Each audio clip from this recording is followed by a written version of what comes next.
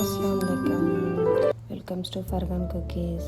இன்றைக்கி நம்ம சேனலில் என்ன பார்க்க போகிறோம் அப்படின்னா மட்டன் சுக்கா ஈஸியாக எப்படி வீட்டில் இருக்கிற பொருட்களை வச்சு நம்ம பண்ணலாம் அப்படிங்கிறத பார்க்க போகிறோம். ரொம்ப இதுக்கு நம்ம அரைச்சி ஊற்றணும், அதெல்லாம் தேங்காய் ஊற்றணும் அப்படின்லாம் எதுவுமே தேவை கிடையாது.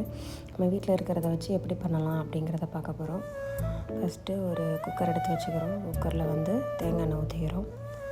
தேங்காய் எண்ணெய் ஊற்றி அந்த தேங்காய் எண்ணெய் நல்லா சூடேறினதுக்கப்புறம் சோம்பு போட்டுக்கிறோம், பெருஞ்சீரகம் போட்டுக்கிறோம், அப்புறம் பட்டை, கிராம்பு, ஏலக்காய் அதெல்லாம் ரெண்டு போட்டுக்கிற வேண்டியதான். அதுக்கப்புறம் பே லீஃப், பிரியாணி இலையும் ஆட் பண்ணிக்கிறோம்.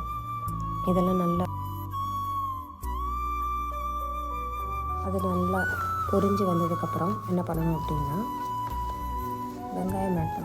வெங்காயத்தை போட்டுக்க வேண்டியதான். நம்ம வெங்காயம் நல்லா வதங்கி வரணும். வதங்கி வந்து அதுக்கப்புறம் என்ன பண்ணணும் அப்படின்னா நம்ம பச்சை மிளகாய் ஆட் பண்ணிக்கிற வேண்டியதான். வெங்காயம் நல்லா வதங்கினதுக்கப்புறம் பச்சை மிளகாய் ஆட் பண்ணிக்கிற வேண்டியதான். பச்சை மிளகாய் போட்டுட்டு நல்லா வதங்கணும்.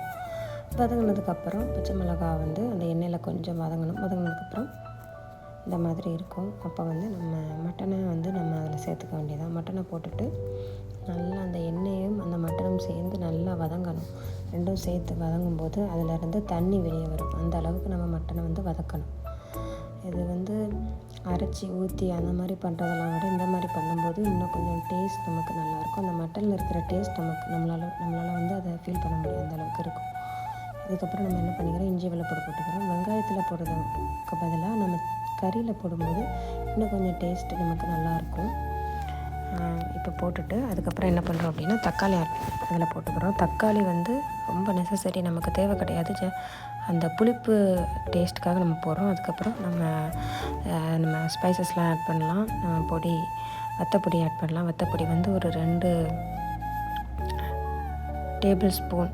அதுக்கப்புறம் வந்து மல்லிப்பொடி வந்து ஒரு டேபிள் ஸ்பூன் ஆட் பண்ணிக்கலாம்.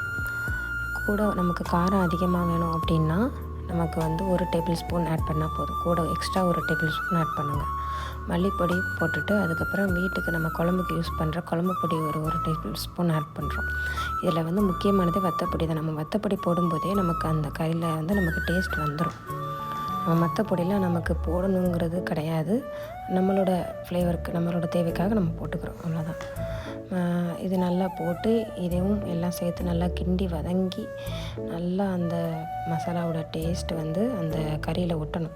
அந்த அளவுக்கு நம்ம வதங்கினதுக்கப்புறம் என்ன பண்ணணும் அப்படின்னா உப்பு போட்டுக்கணும். உப்பு போட்டுட்டு தண்ணி ஊற்றிக்கணும். உப்பு கிளிப் எடுக்கலை, அதனால் வந்து உப்பு போட்டுக்கோங்க. அதுக்கு தேவையான உப்பு போட்டுட்டு அந்த கறி முங்குற அளவுக்கு நம்ம தண்ணி ஊற்றிக்கணும். தண்ணி ஊற்றிட்டு உப்பு, உரப்பு எல்லாமே வந்து நம்ம சரியாக இருக்கான்னு பார்த்துக்கணும்.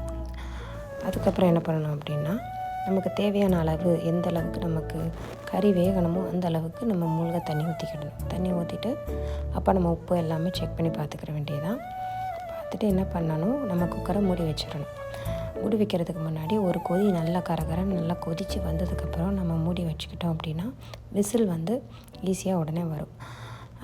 நல்லா கொதிக்கட்டும். கொதித்ததுக்கப்புறம் நம்ம மூடி வச்சுக்கிற மாதிரி தான். கொதிக்கட்டும், அப்புறம் மூடி வைப்போம். கொதித்ததுக்கப்புறம் நல்ல ஒரு ஃப்ளேவரோட சூப்பரான ஒரு மட்டன் சுக்கா ரெடி. நீங்கள் தேங்காய் அரைச்சி ஊற்றி வெங்காயம், தக்காளி எல்லாம் நம்ம அதிகமாக போட்டு இதெல்லாம் பண்ணுறதுக்கு பதிலாக இந்த மாதிரி மெத்தடில் பண்ணி பாருங்கள். கிரேவியாகவும் நமக்கு கிடைக்கும்.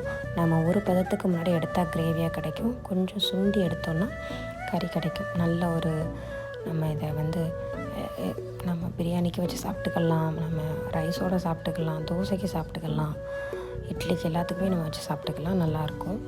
லாஸ்ட்டு வந்து கொத்தமல்லி போட்டு இறக்கிற வேண்டியது, அவ்வளோதான். Happy cooking.